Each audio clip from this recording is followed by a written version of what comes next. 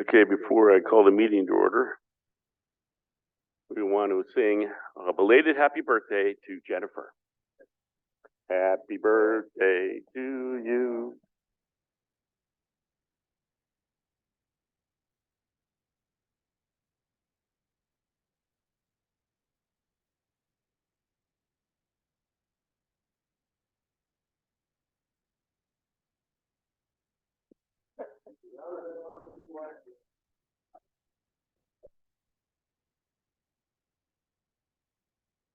All right, I think we have a quorum now.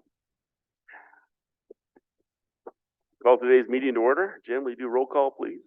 Tom McDonald. Here. Len Tutti. He's going to be late. Jennifer Finley. Here.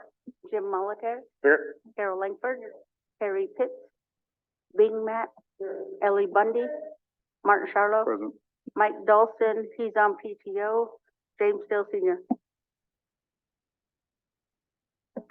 Thank you, Jennifer. Well, as always, could we start us out with a prayer? Jimmy, would you lead us in a prayer this morning?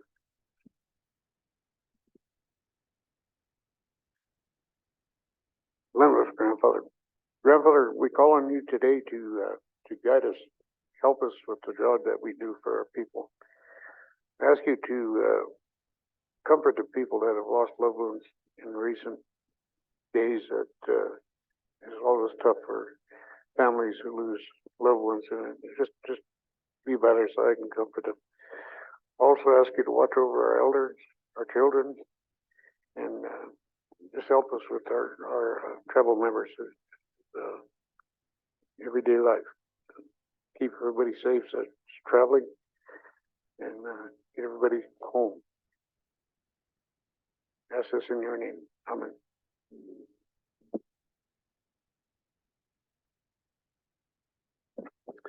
Lemlems, Jimmy.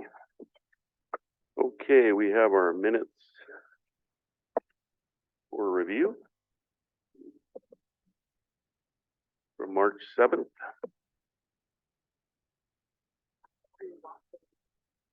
Okay. We have one correction, Abby.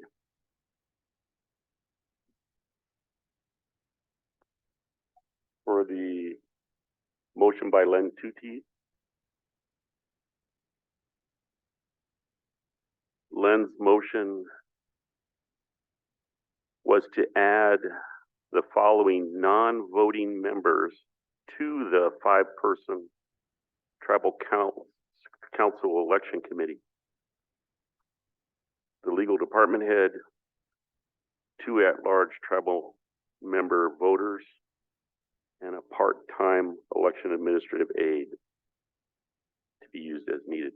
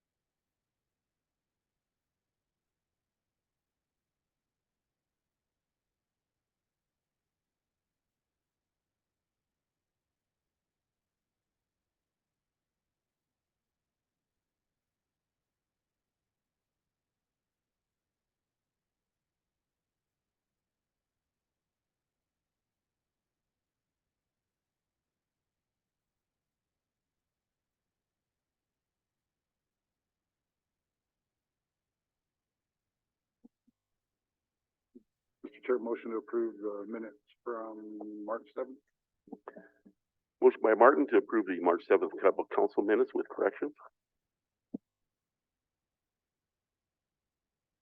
Terry Pitts entered the room. Sunshine shortly right behind it.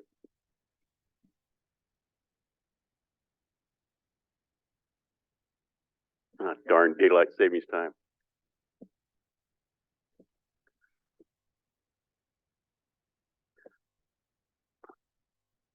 Seconded by Ellie. Any further discussion? Seeing none, all those in favor, show of hands. 6-4, one abstention. Jennifer's abstaining. And Terry just entered the chamber, so we could add him to the attendance, Abby. Okay, we have our agenda. We have one walk-in request. Is there any changes to the agenda?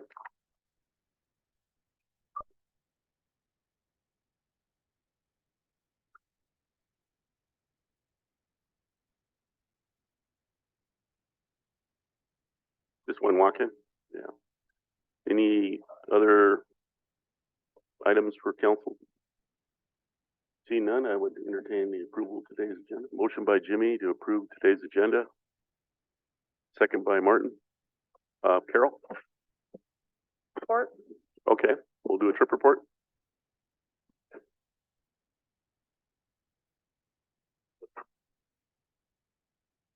Okay. All in favor? Unanimous? All right, let's go ahead and start with our walk-in. Good morning. They are requesting executive. Okay, we'll move into executive.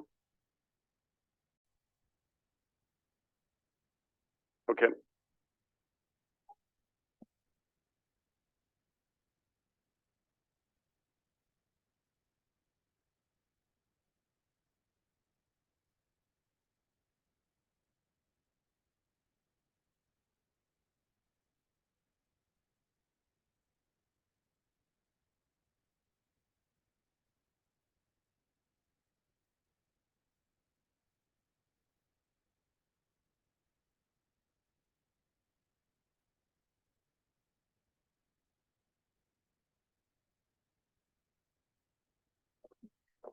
Greg, good morning.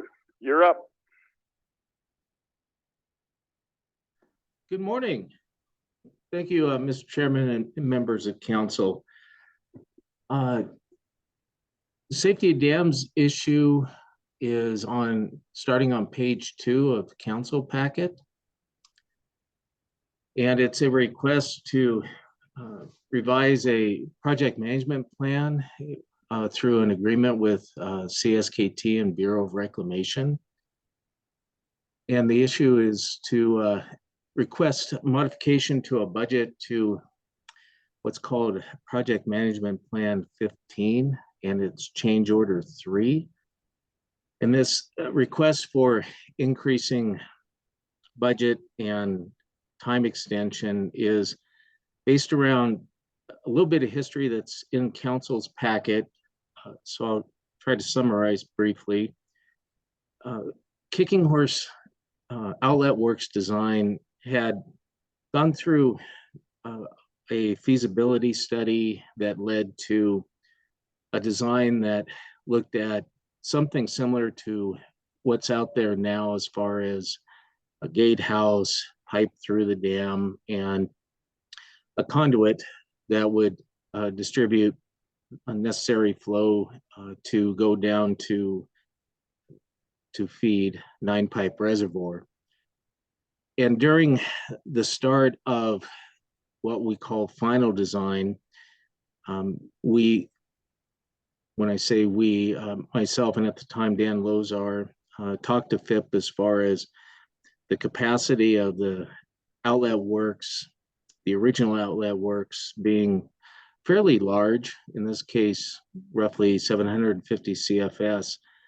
And we asked if that was the capability of the 9-pipe feeder canal that distributes water from Kicking Horse Reservoir down to 9-pipe reservoir, if that canal could handle that larger capacity.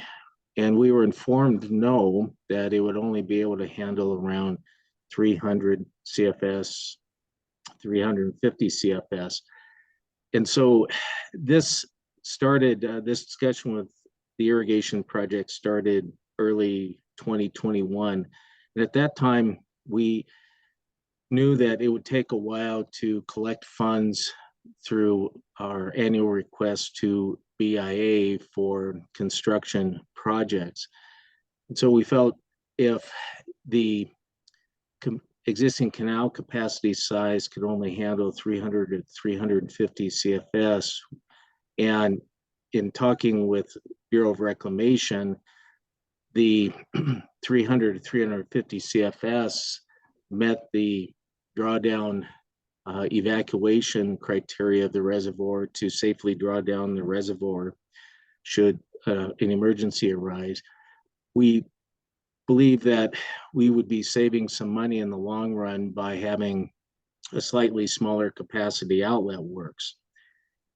Then obviously the water rights compact signed, and then during the Charlotte planning stages that began in 2022, there was more evaluation done in the Charlotte planning area that also looked at what we found to be a need to get more water to 9-pipe reservoir than the current feeder canal capacity, the feeder canal between Kicking Horse and 9-pipe reservoir. And so the analysis that Dow did under the Charlotte planning study found that with some modifications to the 9-pipe feeder canal, that it could in fact be modified to gain capacity in the canal, such that the 700 and 750 CFS could be realized in various ways in getting flows from Kicking Horse Reservoir down to 9-pipe reservoir. And based on that analysis by Dow and the Charlotte planning study, we found that we could look at near-term potential for increasing flows to 9-pipe reservoir through one of two means, being a larger outlet works capacity that is what we call it a non-pressurized state, and an alternative that's called a pressurized conduit state that in theory would be for a long-term improvement to deliver water to Charlotte through pipeline as opposed to open canal. So this PMP change order 3 is looking at the cost for looking at a larger capacity outworks with a pressurized and non-pressurized condition, such that we can evaluate the costs and also ensure that we work with the Charlotte planning area study to look at what we can maximize for basically long-term operations and improvements in the Charlotte area.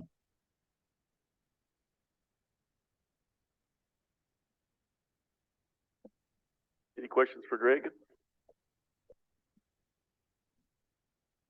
Carol? I'm not sure if I caught this correctly, but you said you have an annual budget, but you've been saving money from BIA to do this project. Is that correct, or did I? That is correct. Prior to the water rights compact approval, we as Safety of Dams typically had requested monies annually to build up a pool of money to be able to do construction. And prior to the signing of the water rights compact, we had believed that we would have to save some money over periods of time in our annual request to BIA to be able to construct this outlet works project at Kicking Horse Dam. And we elected to accept FIP's recommendation that a smaller outlet works capacity would be a cost savings in the long run at that time. Well, I can say I appreciate the analysis and you know, consideration for the budget, but yeah, I think it's something that needs to be done if it's a recommendation, and whether you go pressurized or non-pressurized it will come, I guess, in time. So, yeah, thank you for answering that. You're welcome. Martin, I'd make a motion to approve the PMP 15 for the change order and the 3 increases. motion by Martin to approve the PMP change order number 3.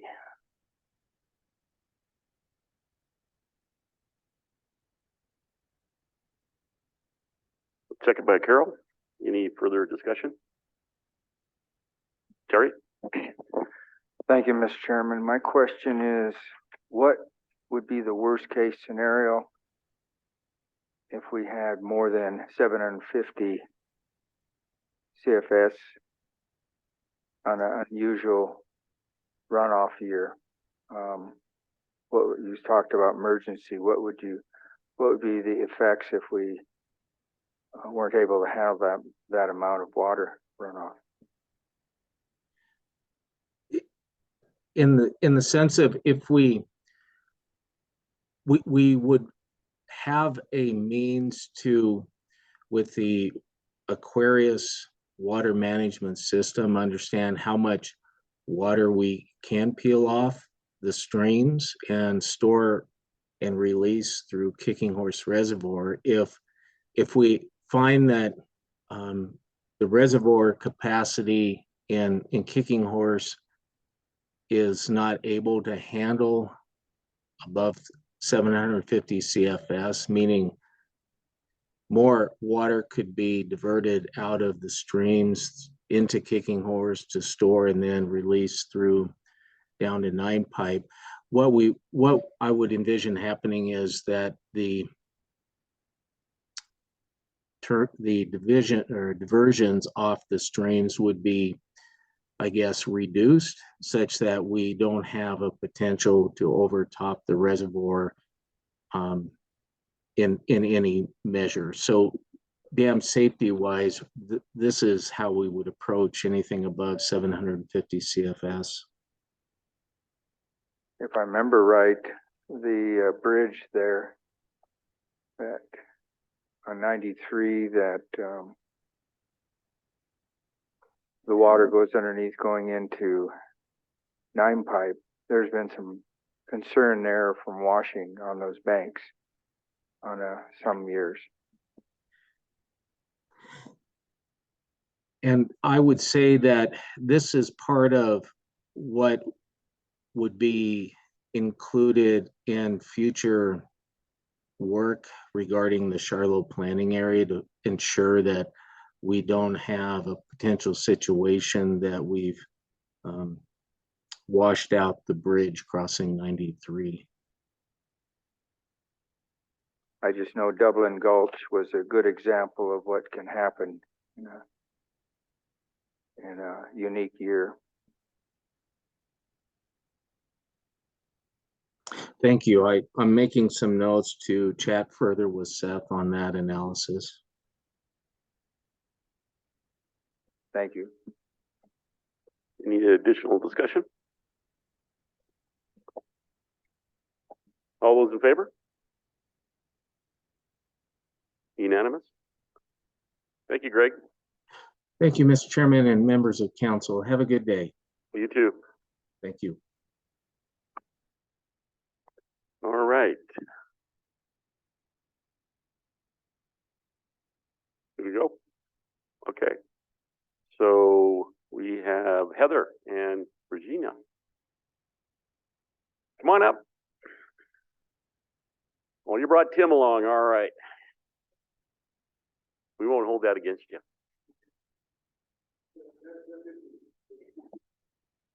All right, Tim's vouching.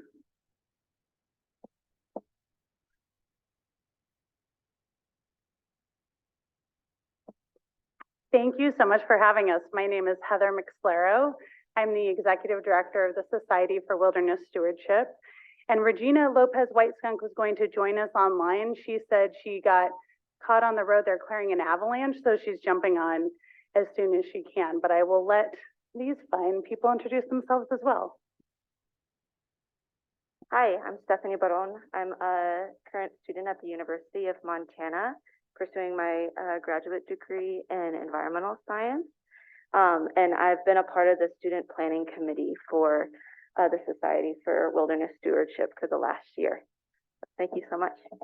Welcome. And you know me, Tim Ryan.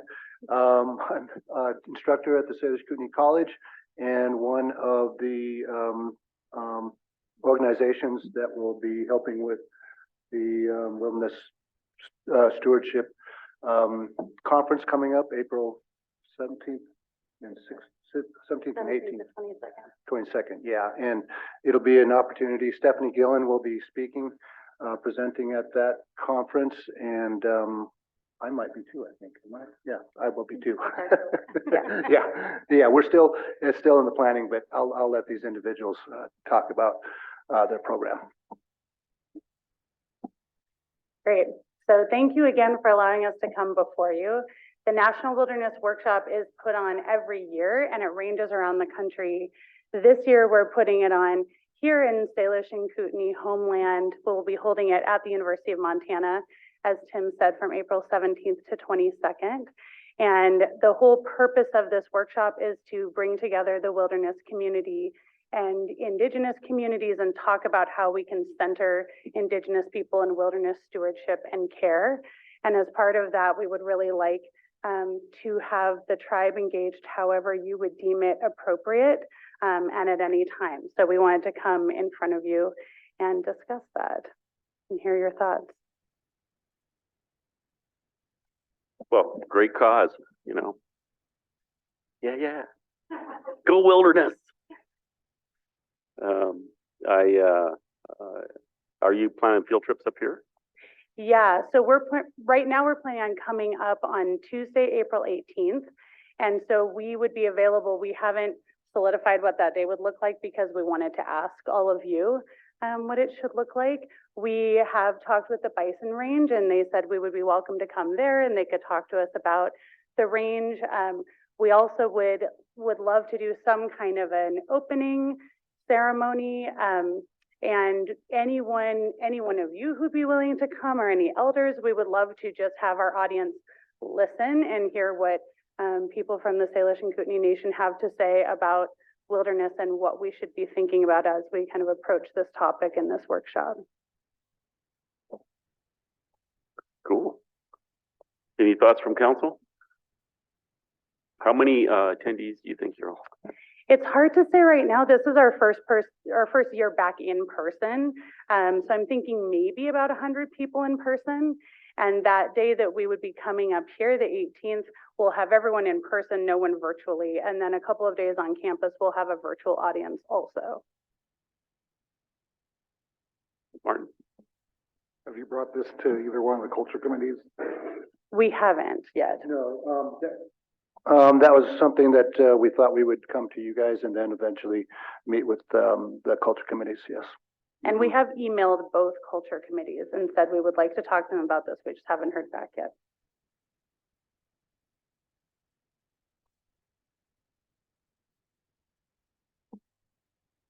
Any other discussion? You want to help out? Jennifer is she's an excellent speaker. All right. She knows somebody who wrote a book about wilderness. And Tim, you had an idea of putting together even a little working group. Did you want to speak to that? Yeah, we were, one thought was maybe having an elder to talk about the cultural importance of the work that the tribe's doing with the, establishing the first wilderness on reservation lands and the bison range and management. Eventually, you know, we're thinking of my youth crew and that being eventually a part of, it's all kind of all tied together with the wilderness, our wilderness here and the Bob Marshall Wilderness and the opportunities that we're opening up for the youth and in general, the tribal membership too. I would like to schedule regular trips back in the Bob Marshall for that experience by our tribal members. Because it is a special place. Wilderness, as we know, are special places. And I want that, I'd like to see that connection between our tribal membership and the wilderness areas, those areas that makes our culture stronger and such. And so I'm trying to remember some of the other details we had.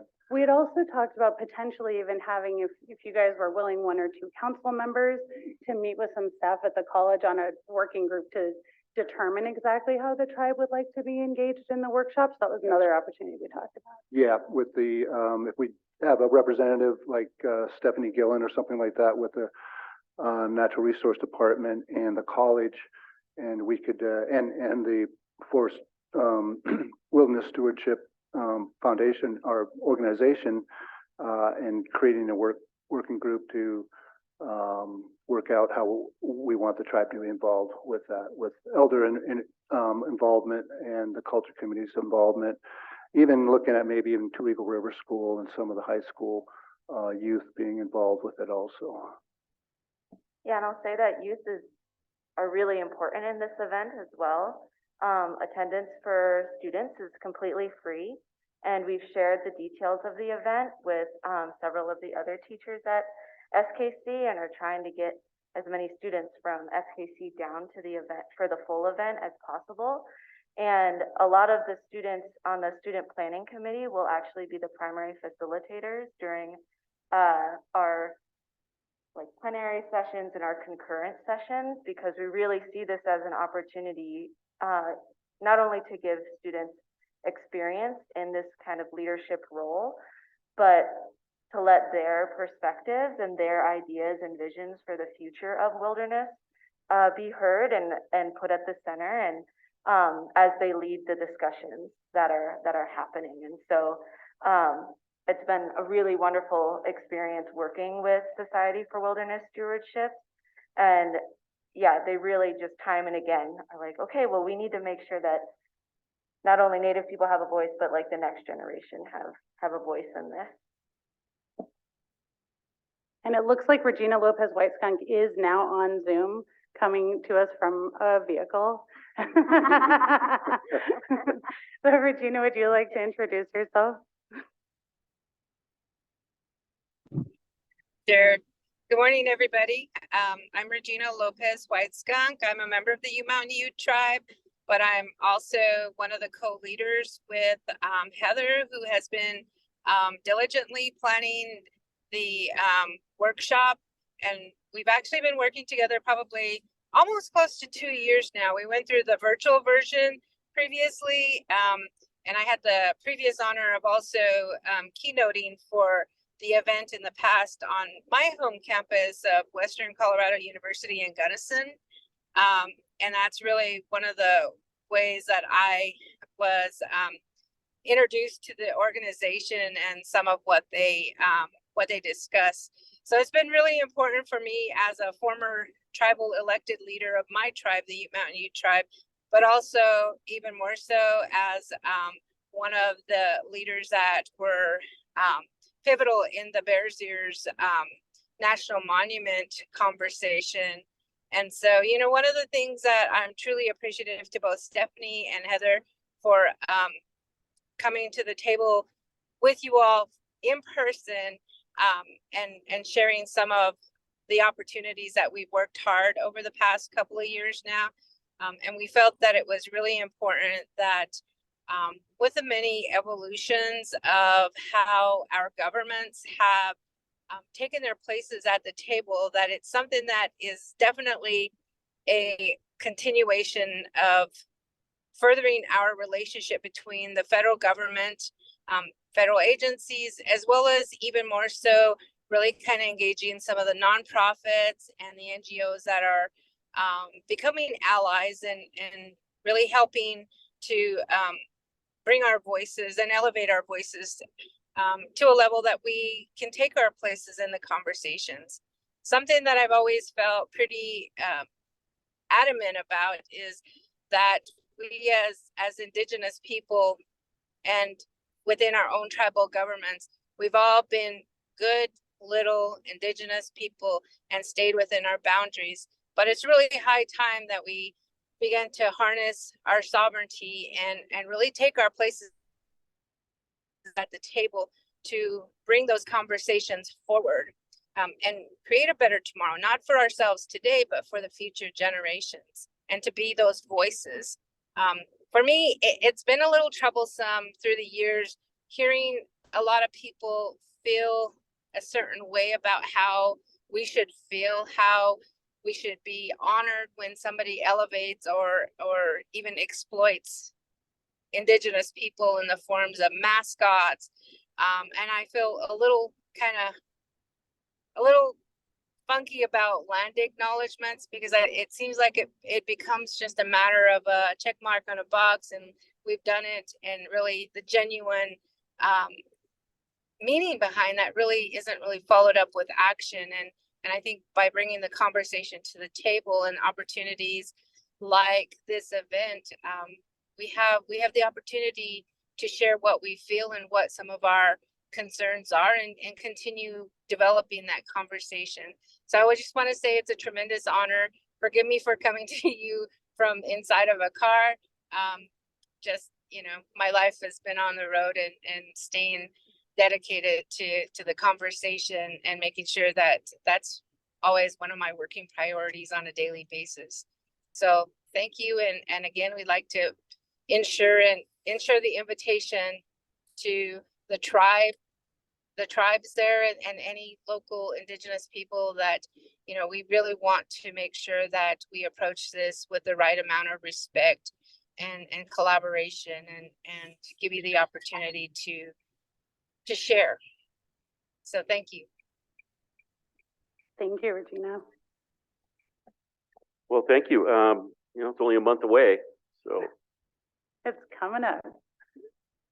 Tim, I might suggest that you maybe talk to Bob Biggert and Joe, since they're doing a wilderness book right now. Yeah, maybe Joe would be, since he was on council when they created the wilderness area, maybe he'd be a good one to talk. Terry? Thank you, Mr. Chairman. Yeah, I'm very supportive of this wilderness workshop and the ideas. And I hear, go up to Glacier, but we have a lot of beautiful country here. The problem is, and you talk about elders, you can't get up our trails. All this wind, all these trees are blowing down on the trails, and some of us can't walk up to the top of those peaks anymore. So we want to ride a horse, and it's just undoable. And it'd be nice to know that we have a youth group who go up and clear these trails, and then there'd be a center that you could connect or call and check to see which trail's been cleared out. Because we have trails down at the southern end that go up onto the 9 Mile Divide. And plus it'd be nice to get a little signage up there, not to overdo it, but just to kind of let people know where they're heading and where they need to turn off, and so they don't get on the wrong trail. But I'm very supportive of it. I just would like to see us take care of our place as much as we can, and then you can move out, because there's a lot goes into this. You got a first aid classes and sessions, dealing with bears and whatnot. But I know that there's groups that go up that are non-members. I know of them, and they go up and fish, and they bring out fish, and they impact our berries, which they're not supposed to. And so if we could get tribal members up there with a cell phone, these people could be turned in and be met there by our officers at the trailheads. But I'd like to see, so you could check and find out if a trailhead's been cleared out, because I've been on them, and finally it's just, they're impassable. Go ahead, Jennifer. Thank you, Chairman. I thank you so much for coming here. I think this is so important, and I really like everything that you're saying, and I like that you're reaching out to, that you came here to meet with us, and that you are thinking about youth and how to cultivate another generation of people who connect to the wilderness. And I think that there's a lot of tribal kids who don't have the opportunity to connect to the wilderness for various reasons. And I think that it's so healing and it's so necessary to who we are to have that connection. So I appreciate that you're thinking along those lines. And, you know, if there's, and I also like Tom's suggestion too of reaching out to the Bob Biggert and Dr. Joe McDonald. I think those would be really great. And I think that we do have a tribal member, Julie Kajun, who's on the board of trustees of the Wild Foundation. And so she might be a good person to reach out to too, because she does do, she's in the conservation field on a global level. So that would be probably very helpful connection to have to reach out to her. But if there's anything I can do, you know, in my role here, I would be happy to do it. So thank you for coming here. Great. Thank you, Jennifer. Great suggestions on that too.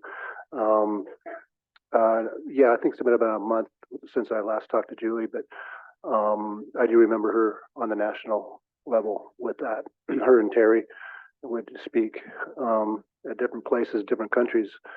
So thank you for that suggestions. And also, Terry, I appreciate your concern for those trails.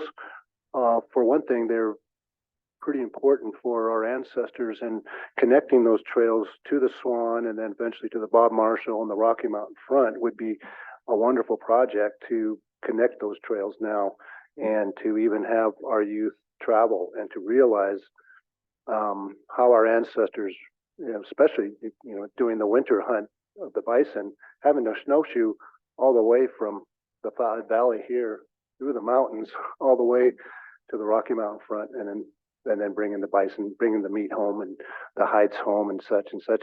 It's such a story. It's just an amazing story. And to have our youth realize that, I think is very important also. But yeah. Yeah, I wanted to mention one of the themes for one of our concurrent tracks revolves around kind of turning the culture of wilderness from consumption to care. And I think that speaks to both of kind of your interests in, like, why is it important that we get youth out on the land? Why is it important that we facilitate greater relationship with these wilderness spaces? And how do we get every person who goes into these places, who walks these trails, to maybe do their part and like picking up, you know, maybe it's a group of 5 people and maybe they can move that log, and kind of turning that, or really addressing a lot of the entitlement that I think often goes into people who recreate in wilderness. You know, they go to REI and get all of their gear or whatever, and they're like, oh, I spent all this money, so I should have a great time. And really challenging that narrative and saying, no, this is a place that you need to take care of, that you really need to be participating in. And if you see a down tree, like, call it in and say, hey, this trail is blocked. There's a log up this way, or, you know, volunteering if you're able, and again, like getting the kids out too. Some of the speakers that we have long experience working on trail crews. We recently had Jolie Varela from Indigenous Women Hike agree to speak at the event too. And she's done a ton of work, like making the area around her reservation, the Bishop Paiute Reservation, more accessible to her community, and specifically the youth. Like, there's a lot of climbing in the buttermilks in California, Central California, and she's established a gear library to just help the kids get out. And so we have some really wonderful speakers who I think can speak to both of those things about the importance of youth and the importance of caring for these places. Right, Jennifer? Thank you. I'm glad that you're challenging the narrative of that, of how we be on the land, because I think I hear a lot of people saying they like being out in nature, but they're destroying it by how they're being on the land, polluting it, or being on the land is using it in some way, extracting something from it.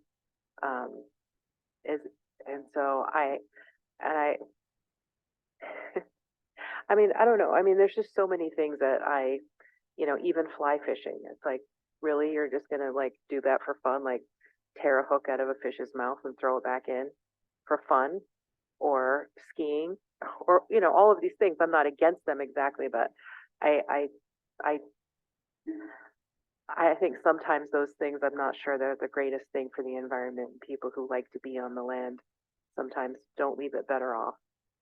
And I just think there's lots of ways to be on the land that don't leave it worse. And we should never leave it worse.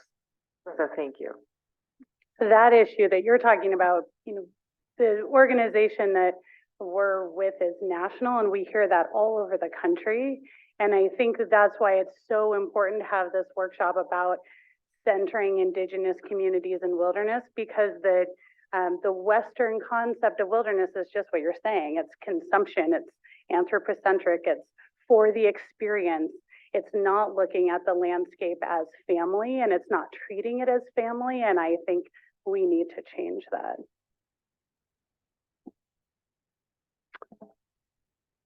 I would offer myself up, Tim, and whatever you need. I know that Tuesday's a council day, but if you're coming up here to the Bison Range, certainly, you know, some of us could skip away and maybe go down to the Bison Range and hang out. Would, Shucks. Mr. Chairman, would be honored if you would participate. Yeah, I mean, I'd offer, I gave a lecture to the Leopold group last year. So yeah, I help write all our plans that we have. So I can certainly help you out. Yeah. So Heather, Stephanie, look forward to it. That'd be great. Month Thank away. you so If much. I survive the tax day, you know, April 15th. I just want to also, you know, to any of you all, if there's any time during that week that you might find that you might be able to join the event, just let us know, and we will make every effort to honor that presence. So I also just want to extend that invitation to you all to, again, I would be extremely honored as a participant, but even more so as one of the lead organizers, to know that we can make space for your voices and your leadership in this conversation. So just know that as well. Okay. Thank you, Regina. So, I mean, that's our typical day. Our week is council meetings on Tuesdays and Thursdays. Wednesdays are open days for us usually. So, yeah. So maybe we could even move it around. We could look at that and see if we could come up Wednesday instead of Tuesday. That would be better. Okay. We'll get that agenda to all of you. Cool. Well, thank you. It was great meeting you.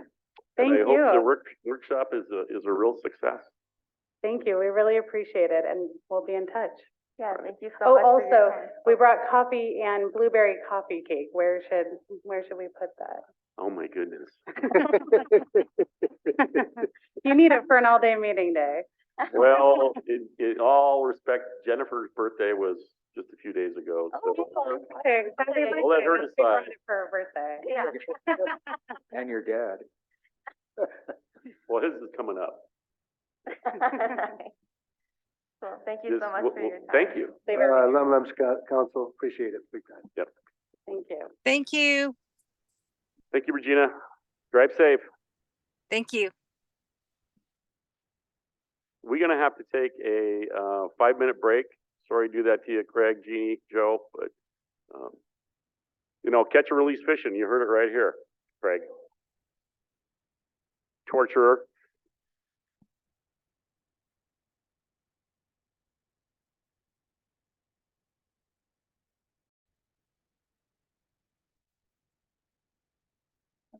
Okay, go ahead, Carol. Yeah, I will make a motion to approve the letter. Is it a letter? The letter authorizing CSKT staff to take action regarding RHC Complex Inc. And yeah, spell that out, Abby. So that I think would cover the. Can we put something, oh man. You know what you said, I think, Tom, leveraging our own money. Finally, we're doing something in this arena. I think it needs to have something about leveraging. In the action. We can do that on the resolution. Oh, okay. Yeah, motion. that sounds good. Motion by Carol. Second by Ellie. Any further discussion? See none, all those in favor? Unanimous? Now I'd entertain action on the resolution. And I think on this one, if you wanted to capture the sentiments, that Carol was covering, the action could be to, approve the resolution, as presented so that, CSKT can take advantage of, adding outside equity into, or outside capital to, leverage the tribal dollars committed to the to the Ronan Health Center project. If you got that, Abby. Yep, got it. All right. Motion by Ellie to that fact. Is there a second? Second by Martin. Any further discussion? Seeing none, all those in favor?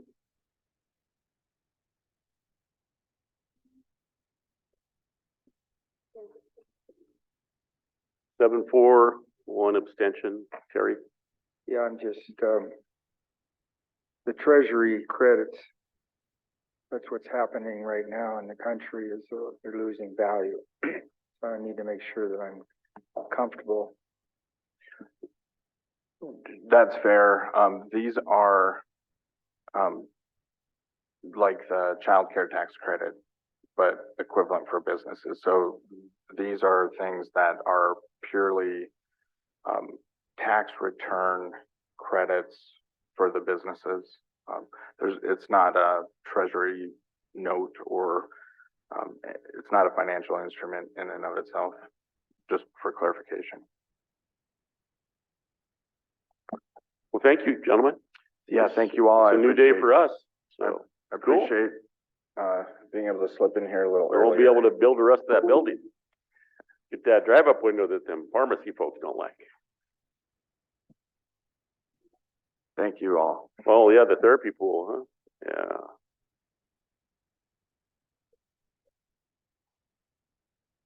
Okay, Jordan, you're up. You want executive or open? Executive would be great. Okay, we'll move back into executive. Carol, sorry, Carol, I just forgot.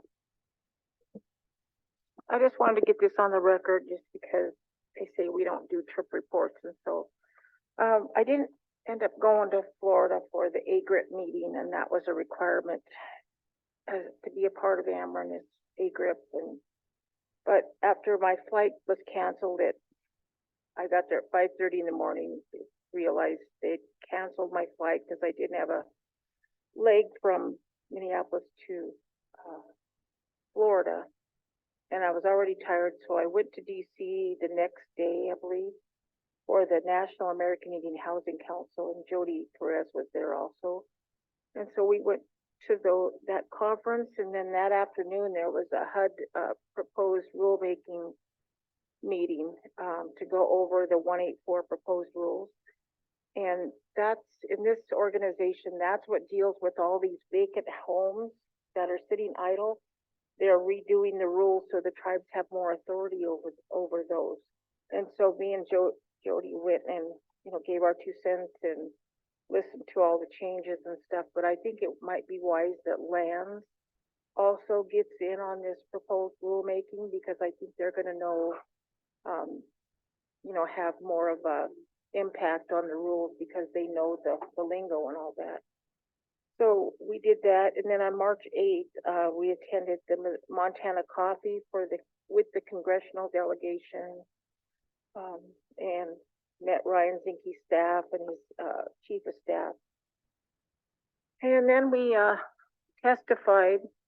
Then I went and testified in front of the subcommittee, and really appreciate those guys writing my testimony. And we only had 2 people fall asleep in the testimony.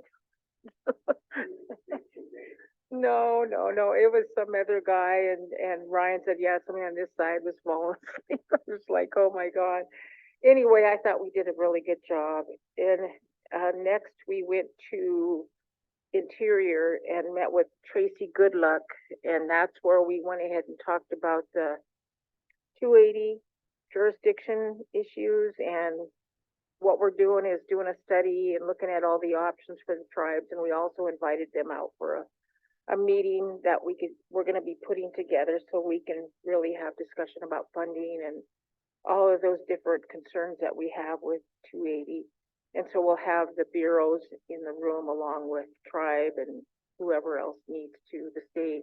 No, I don't know about the state. And then we also talked with her about the funding for the firefighters, and I found out some good news, I thought it was, is that it's gonna be retroactive to 22.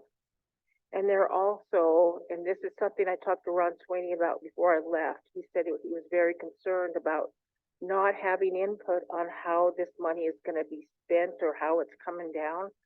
So they're gonna, the chief, BIA forester, Peter Wakeland, is gonna set up consultation in April, the end of April. And that's kind of late, I told him. I said, you know, we're already getting into fire season, and so, you know, we really need to get moving on this stuff so they can get people hired. And so I thought that was good news that we would have input. And then also the other thing is making firefighters full-time, since fire seems to be almost a year round and we can send people other places. They may think about employing firefighters full-time, and that would be, I think, a plus for our people here, you know, the ones that are in fire. And it also retains them, and when they get the training, we don't have to send people that are just temporary out for training and then they're gone. So I thought that was good luck. I mean, good.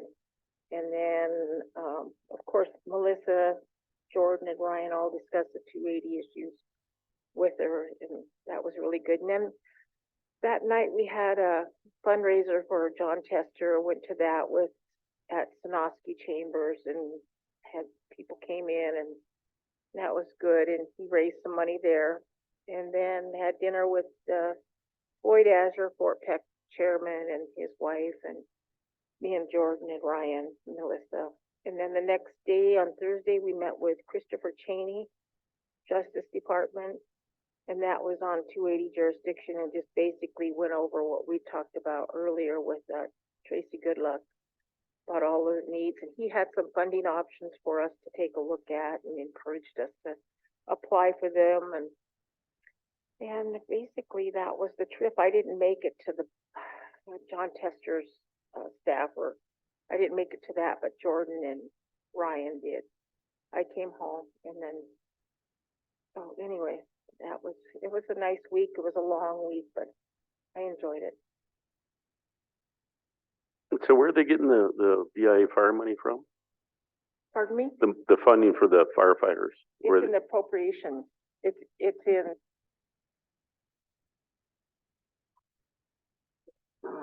Okay, so it's in the current bill.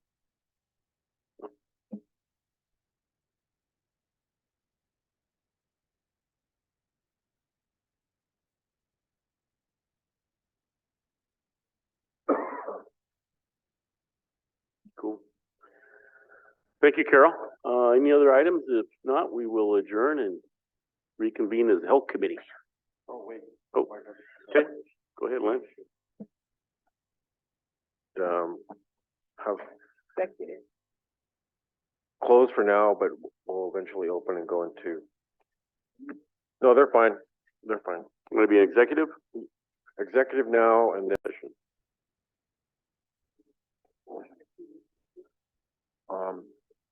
Thank you, Mr. Chairman and members of the council. I'd like to make a motion to do a waiver of personnel policy and allow Roberta K. Decker to continue with leave donations until she is able to get on the disability program. Second by Terry. Any further discussion? Seeing none, all's in favor, show of hands. Carol, Martin. Bing, abstaining? A conflict of interest, okay. 7-4, one abstaining, and Ellie's not on anymore. Okay, motion passed. Thank you all. Thank you. Okay, we are adjourning and still waiting for one more person. Quick break.